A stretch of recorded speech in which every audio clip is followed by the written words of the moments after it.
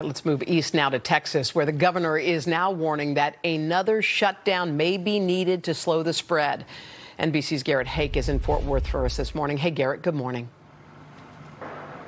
Hey, Hoda, good morning. Yeah, for many coronavirus patients, before they see a doctor or a nurse, they meet a paramedic. But now with virus cases surging across the state, record numbers of calls coming in, those frontline first responders are struggling to keep up.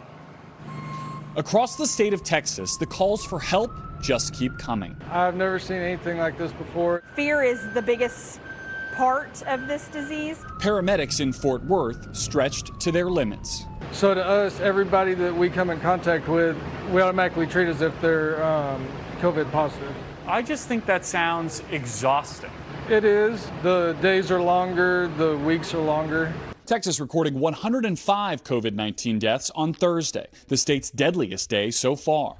More than 9,600 people are hospitalized with the virus statewide. The coronavirus is spreading so rapidly across the state of Texas. Governor Greg Abbott warning next week's numbers will be worse, ordering the suspension of elective surgeries in dozens of counties and reminding Texans to follow his statewide mask order or risk another shutdown. The only way we can prevent Texas from being shut down is for everybody to adopt this practice of wearing a face mask. The surge in cases could also delay the reopening of schools in August by at least a month. Well, initially that was a backup plan that I had, but now that backup plan is becoming more of a reality. For those on the front lines, fighting the virus comes at a personal cost. Paramedic Jason Reed spends his own money to stay at a hotel, so he won't infect his teenage son. And even when I'm home, me and my son used to be really close. We'd always sit real close to each other. And since this whole COVID thing's been going on, I make sure that we stay decent amount of distance from each other, just because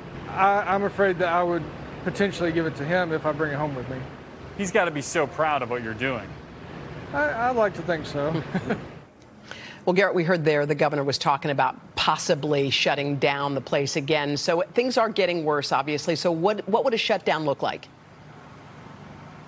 Well, the governor has said a broad statewide shutdown would be a last resort, something he is desperate to avoid. He's already closed bars, and there's been some pressure from local officials in places like Dallas and Houston to go a little bit further and close indoor dining and maybe also gyms, essentially any place where you are inside and can't wear your mask at all times. Hoda.